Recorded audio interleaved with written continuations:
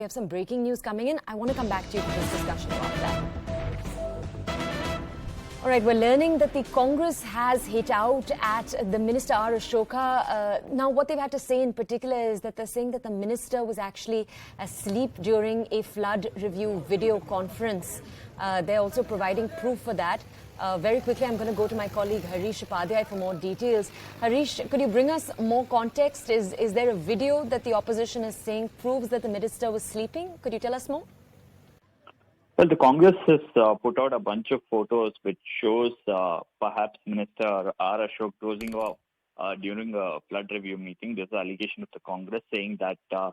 Ashok, who is a minister from Bengaluru, is seen sleeping during a flood review meeting called by the Chief Minister yesterday.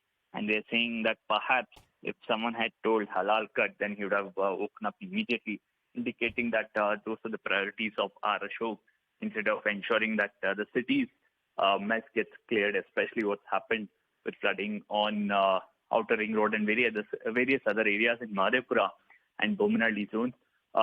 It's not clear if this is from yesterday's video conference. This is the allegation coming in from the Congress party that this is from yesterday. This shows the kind of commitment that the minister has for city issues. Okay, Harish, thank you so much for bringing us those details. We also have callers calling us in. Remember, you can call on the number down on the bottom of your screens, 01204341895. We have Babu right now calling from Bengaluru. Sir, thank you so much for joining us here on CNN News 18. So you're a resident of Bangalore. How have you been affected by the rainfall over the last few days? Madam, first, thank you for providing this opportunity. And I think you have taken it as a mission almost on a daily basis to highlight. First, my condolences to the family who lost their dear one. I am 70-year-old, born and brought up in Bangalore, lived for many years, and it brings tears to my eyes to see how the city has been destroyed. 1966, the population was 5 lakh and 5,000 cars. We, over a period of time, the greed taking over of all the parties, we have destroyed this city, once known as a garden city, a paradise of retired people. Today, it is not livable. And most important thing is, there is no accountability. I come from a multinational company where I have headed both in India and USA. Whenever anything happens, we get into the root cause of the problem and identify what or who has caused this problem and tackle it. Why can't we, like Mohandas Pai said, identify the people, sack them, identify the people. See, if we can destroy 2 towers because of Supreme Court ruling, can we not just destroy those that have been built illegally and throw away those people who have sanctioned? Should we not take accountability? And another thing, what is sad for me is showing Ashok was sleeping. Is this a petty politics that we have to play? What I would probably look at is each MLA. Probably there is no corporation election. I don't know whom to blame, whether it is the court or the government or whoever it is.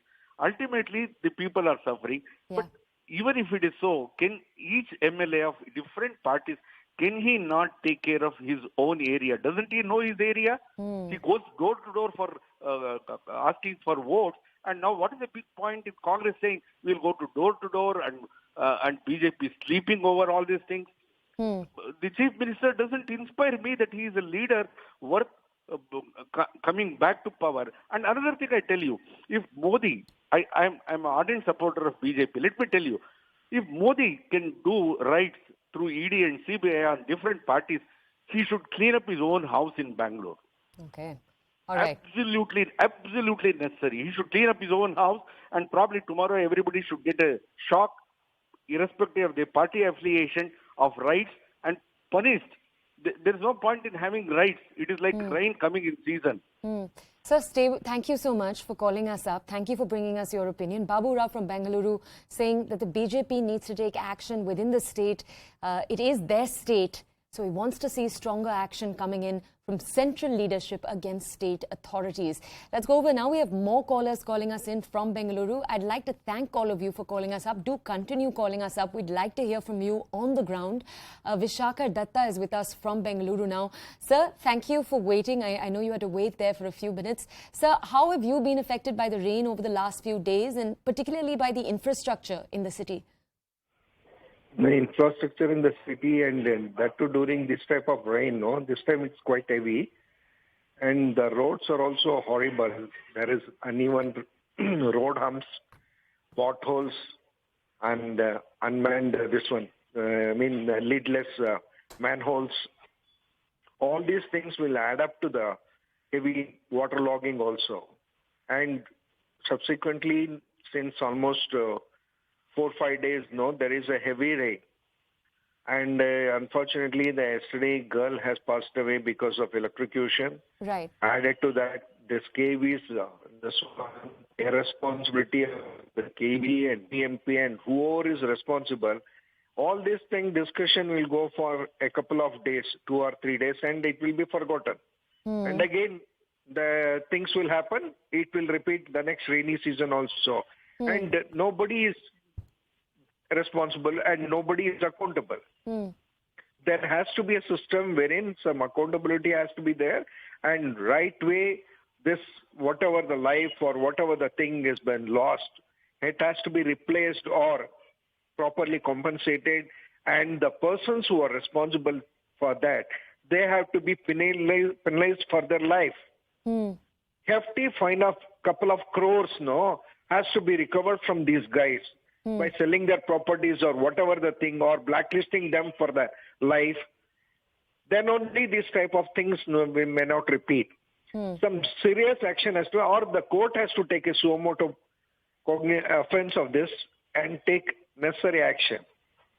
See, here everything, 5 years once a drama is happening, and once any party, whether they win, they will have a free go for 5 years.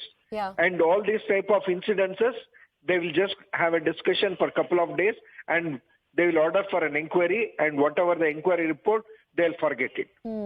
Same thing is repeating, and the citizens are silently suffering. Let me just go over, sir, to other callers also. I do want to summarize, though, once what you've said for our audiences. Vishakar Datta calling in from Bengaluru. I think, sir's primary point there was that the worrying phenomenon that we watch is that these conversations happen for a few days and then we move on, that there isn't large-scale change that we see on the ground. Sir was asking why the court, for example, can't take more action. Now, I have one more